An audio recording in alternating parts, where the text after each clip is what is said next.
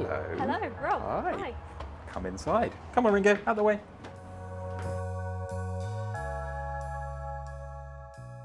Okay, so follow me.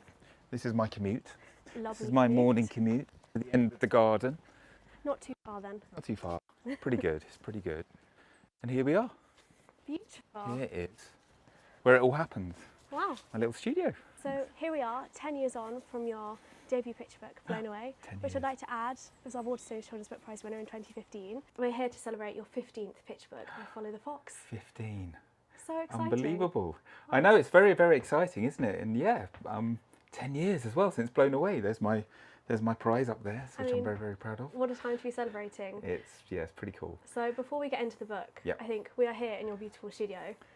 Would you mind showing us around? Maybe showing us a few things? Where should we start? Let's start here, shall we? So this is where the work gets done. This is my kind of workstation here. So when I'm doing the actual artwork, the digital artwork, I will sit here, draw on my little Wacom screen here, and I'm sort of surrounded by my kind of inspiration. Particularly, this is my favourite section here. This is where I put some of the cards and the letters that I get sent from children all around the world. I get sent so many things. I'm very, very lucky, and I always have a little display of the more recent ones that I've got that kind of like, when I'm having a tough moment with the books, I can look to them and they kind of spur me on. Encourage really, you. yeah.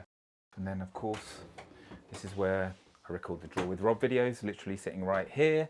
So I have, you know, lots of the old drawings that I've done, my colour pencils and my kind of setup with my lighting and everything. So I've got everything I need kind of at my fingertips. And of course, my guitars.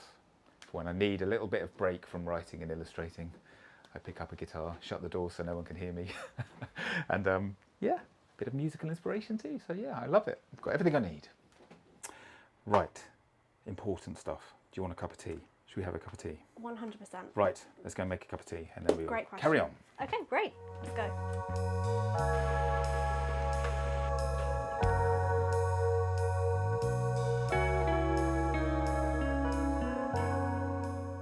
Okay, so thank you for the tea. You're welcome. Very kind.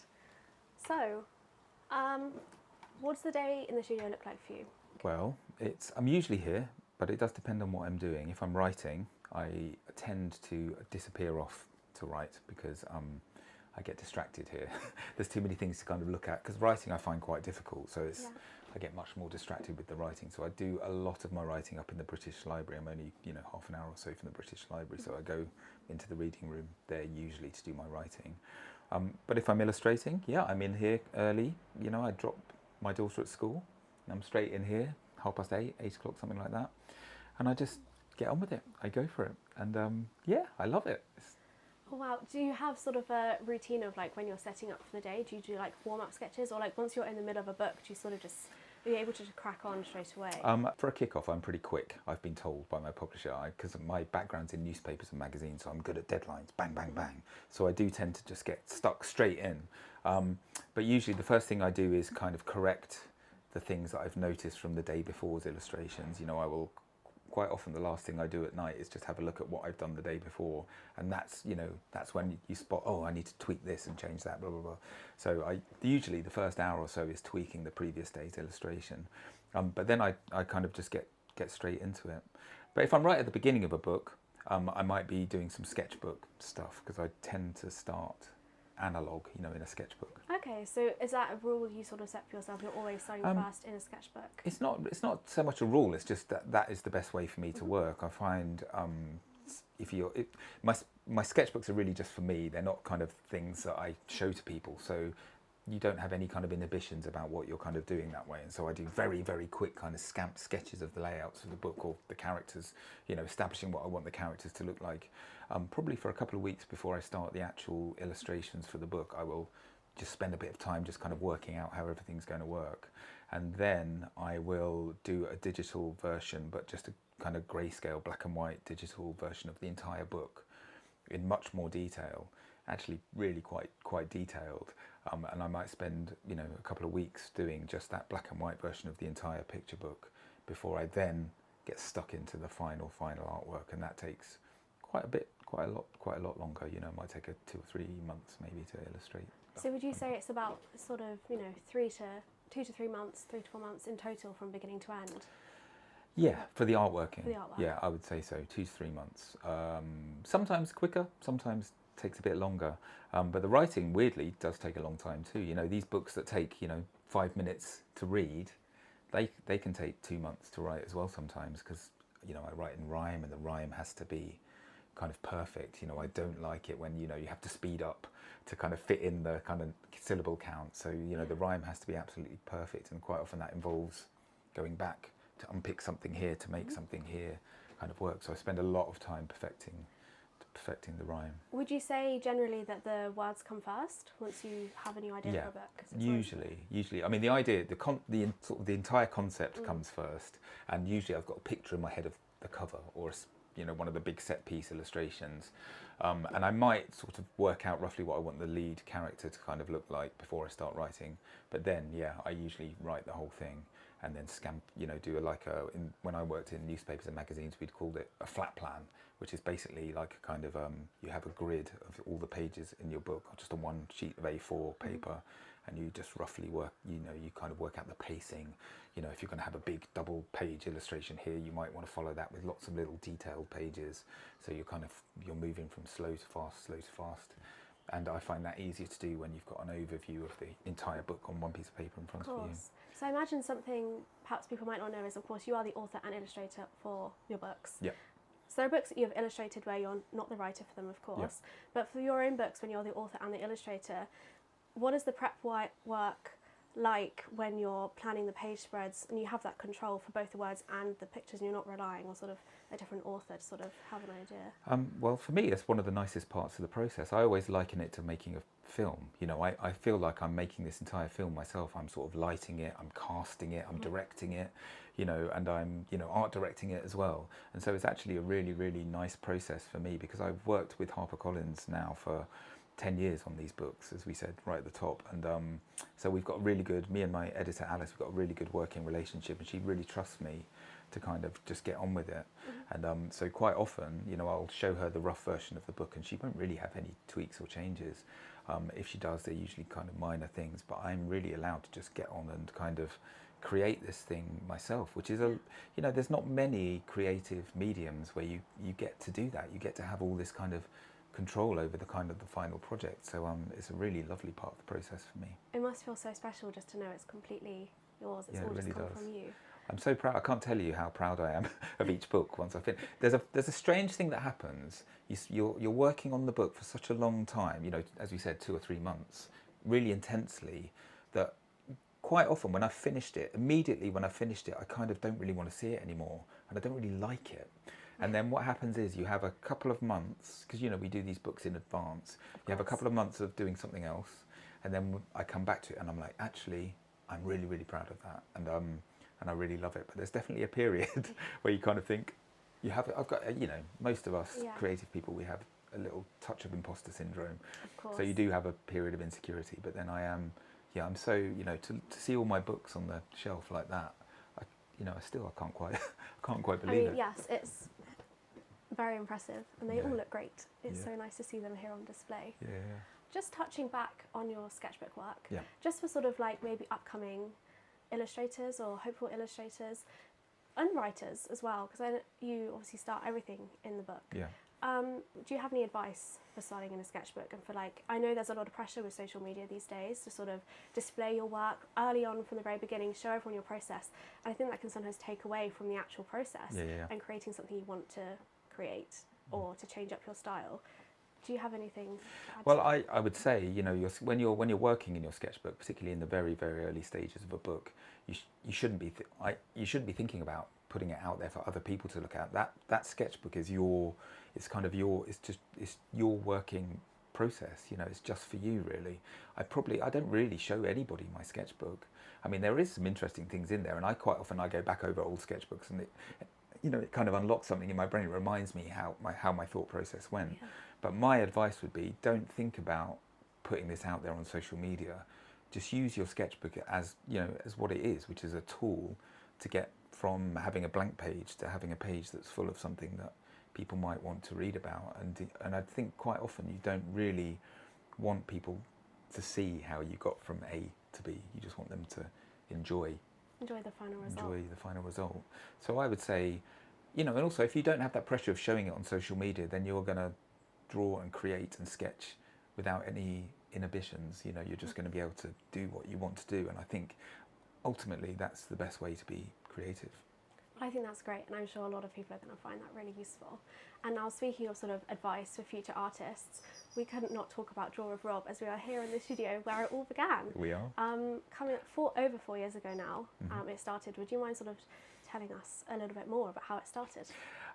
Okay, so I'd been doing draw-alongs, all of my events pretty much since I first started, and I'd even back in 2016, I'd filmed myself drawing some of my characters in a video and put it up online, but I don't think I might have even called it Draw with Rob back then, but I only did a couple and I kind of then forgot about it.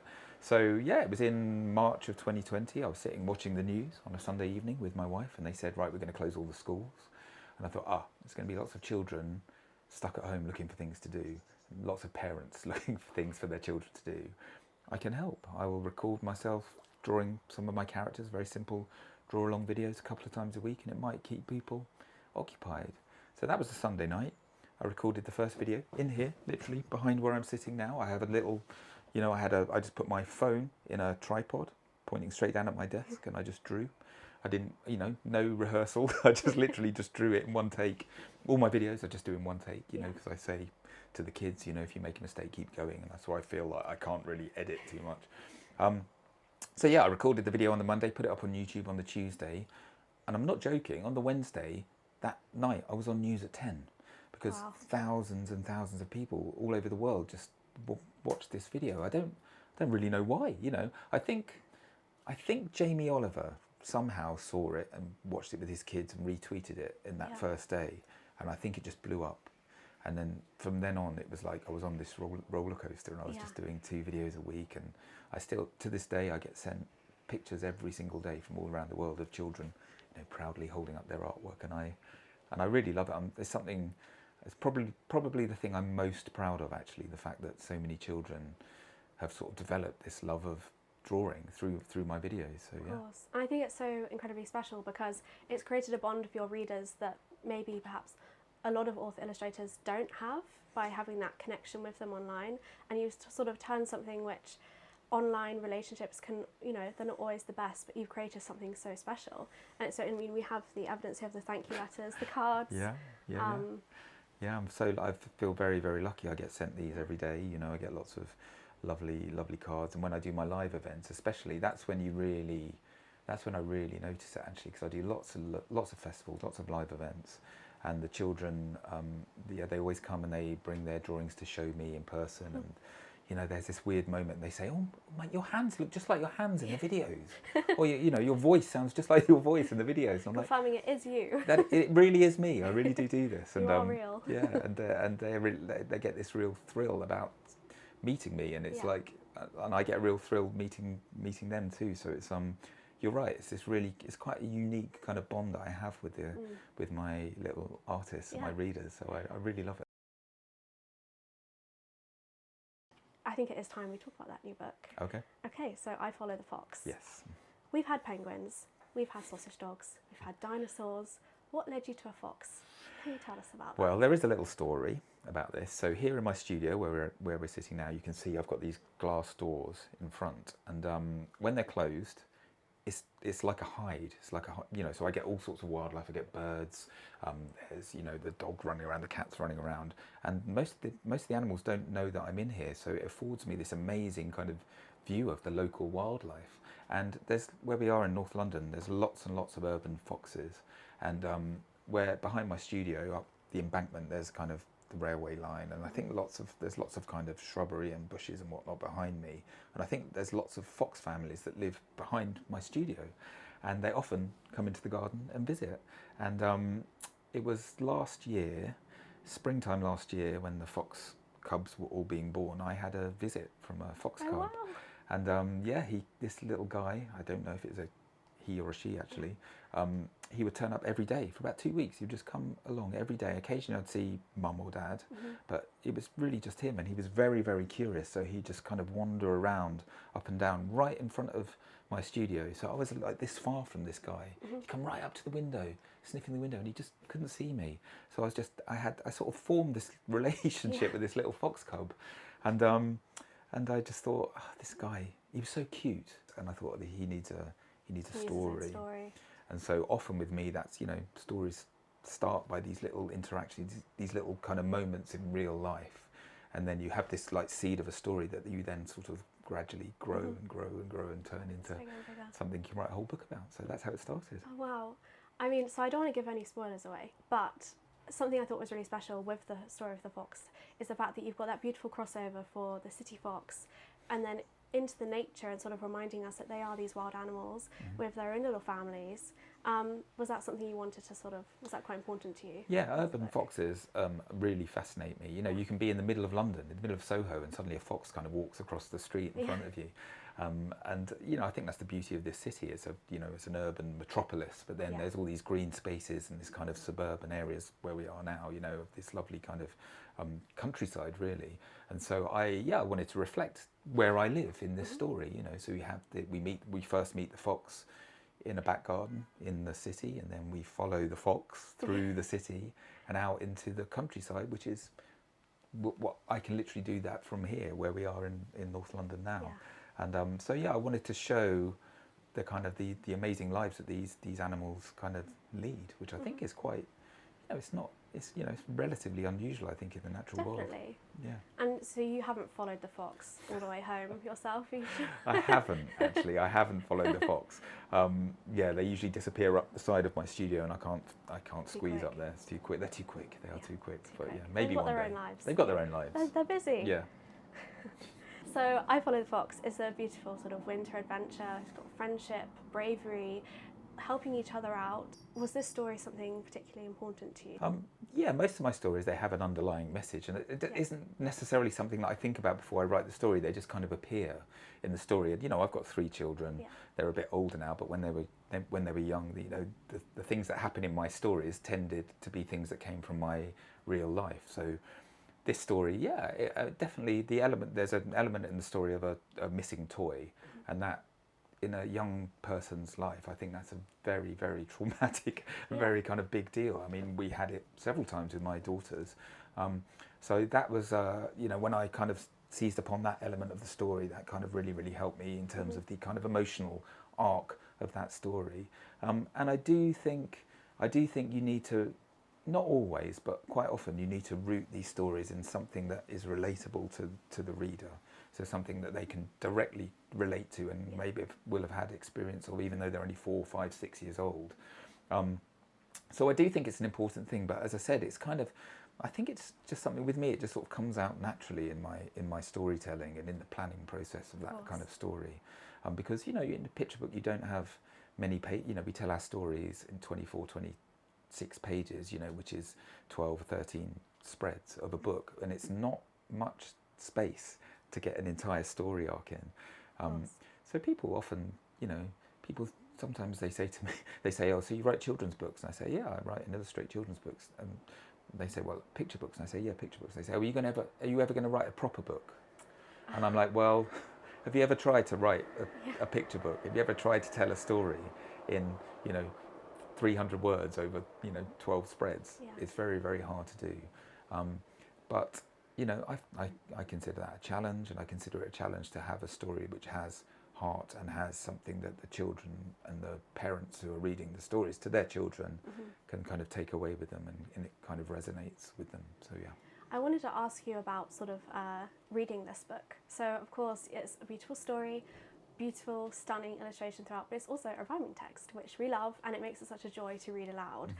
Do you, for our adult listeners who maybe are a little shy when it comes to reading with young children, do you have any tips or advice for reading aloud your picture books for bedtime or story time? Well, I think it's very important that you read the stories with gusto, and you're not, you know, again, you're kind of like, you don't have these inhibitions. You're not too kind of worried about making a fool of yourself, especially with your children. I think your children really, really will respond to it. You know, the reason I wrote all my picture books, I write in rhyme, and there's a couple of reasons for that. Firstly, when I first started writing books, I felt, again, with that imposter syndrome thing, I thought, I'm not a writer, I'm a designer and I'm an illustrator, but I don't consider myself to be a writer.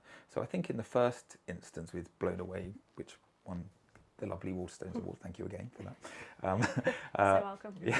Yeah, that first book particularly, I was kind of hiding behind the rhyming mechanism a bit. You know, I thought, well, it's a puzzle to solve. You know, you have to make this story, you have to be able to tell the story, the arc of the story, but it still has to conform to this quite strict rhyming scheme. And I looked at it as a puzzle to solve, really. And I felt like, yeah, if I'm hiding behind this rhyme, then it's not too exposing for me. And that changed quite quickly when I realised, actually, I think I am a writer. I'm pretty good at this rhyming thing. Definitely. But then it became much more about the performance of the story. The vast majority of times, these picture books are being read.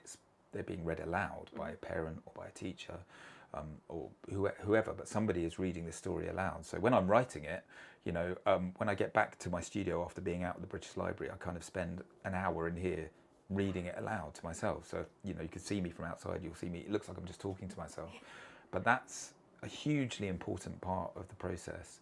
And the reason I love writing in rhyme and I love stories that rhyme is because children sort of learn the story even before that they can read. And I really think it helps with their reading process because they know what the words are. And as you're reading the story with the adult and maybe their fingers are tracing the words, they sort of get to know the sounds and the words, how that kind of relates. It's like a song. It's a song.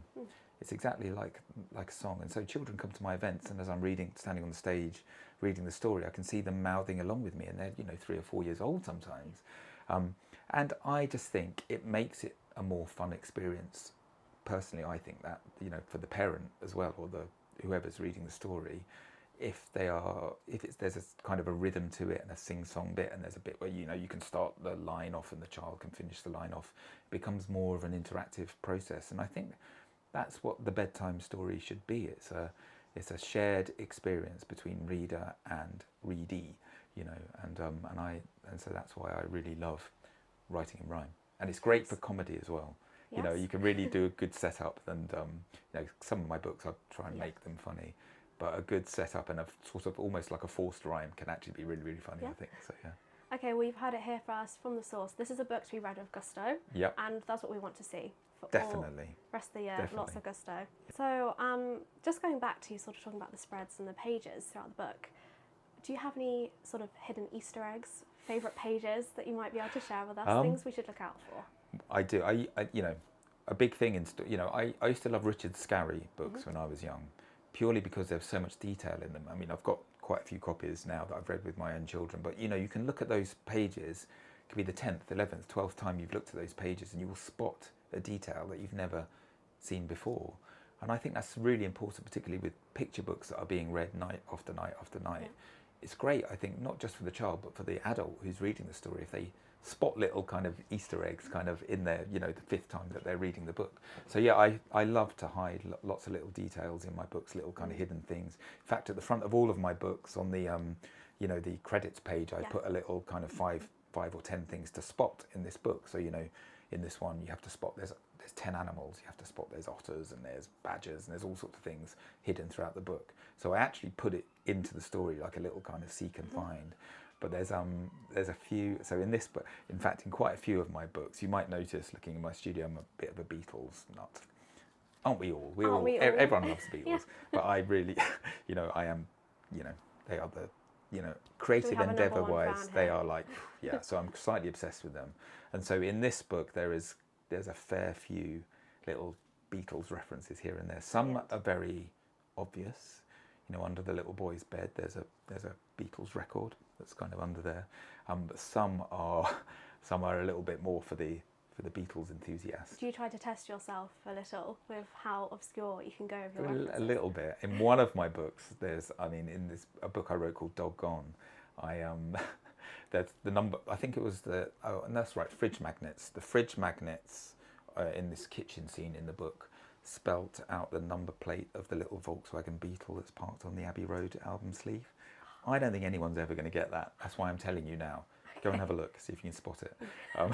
But in this one, you know, there's a really nice scene in this book where the fox is running through the city, and there's kind of a cityscape, and all of the there's hotels and there's a hospital, and there's a couple of pubs and things in this city, and they're all the names of all these things are from the same Beatles song, and you know, a little challenge, see if you can work out which song it's from. But yeah, so loads of, you know what, it keeps me happy, it keeps me amused apart from anything else. And if anyone else notices it, then, you know, so much the better. Great. Bonus. Okay, well, I'll see if anybody might be able to spot any sort of your references around the studio, as well as the book. Yeah. And then we can sort of, I'd like to hear what people find. Mm-hmm. So, of course, we have the foxes that gave you the inspiration for I Followed the Fox. But do you think you have anything that is particularly unusual or obscure that has inspired previous books, or maybe potentially future books? There's a few things. When my children were younger, there was lots of things that they did, which inspired books. In fact, the very first picture book I wrote was actually my fifth one, I think, that came out. It was called Kevin, and it was about an imaginary friend. And this boy had an imaginary friend that would only appear when he was kind of in trouble. So if he spilt a drink or something, it wasn't him, it was Kevin, his imaginary friend. And that came from real life, totally 100% from my daughter. She had an imaginary friend called Kevin who did exactly that. And so I literally sat down with her. She was very small, she was like 3 or 4. And I said, "Bro, what does Kevin look like?" And she said, "Well, he's covered in vanilla covered fur, and with pink spots, and he has 1 tooth." Yeah, literally, she gave me this huge detailed description, and I was like, "Hang on," and I sketchbook, and I'm drawing this character. Is this what he looks like? Yeah. So, you know, the book basically came pretty much wholesale from her then, and you know, other things, you know, my chapter books, Peanut Jones, they came from my youngest daughter, who was. When she first started at school, didn't really want to stay for her lunch at school. She was really, really nervous about that. So I did a little drawing on a post-it note for her on her first day, and hid it in her packed lunchbox, so that when it got to lunchtime, when she was nervous, she sort of opened the box and there was this thing saying, "Hi from Dad," and it sort of cheered her up. And she came home that day and said, "Right, Dad, what are you going to do for me tomorrow?" And I was like, "Oh, we're doing it tomorrow, are we?" Client. In the end, to cut a long story short, I ended up doing one for her every day that she was at primary school for 7 years. So I did 2,500 of these things. Wow. And I thought, when I was doing these every day, I thought, there's an idea. I know it's a really nice thing between a dad and a daughter. It's a nice bonding thing. We've had these big exhibitions in London and all sorts, but ultimately it's a nice thing between us. And I thought, there's an idea for a story in here somewhere too. And that's where my Peanut Jones idea originally came from. You know, a dad that draws post-it notes for his daughter, but what if Dad has gone missing mysteriously, suddenly getting a mystery story, and what if the pencil that he's drawn these drawings with, what if whatever you draw with that pencil becomes real? So then I had Peanut drawing a door which she walks through and finds herself in an illustrated world, you know. So things, you know, these little story seeds can come at any time. They just sort of pop in. Do you still have any of the post-it notes?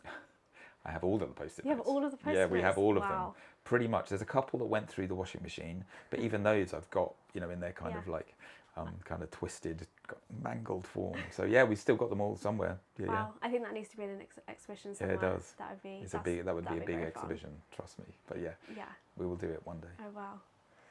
Thank you so much for today, Rob. My pleasure. Now, before we go, I do have one final request. Go on. I think we might have a little bit of time for some drawing today. Oh, okay. Do you think we could ignite Draw with Rob and have You want me to do you a drawing? Session? Yes, a drawing please. of a fox? Yes, please. I think that would be great. Well, it would be rude not to, right? So yes, of course, I'd be happy to do that.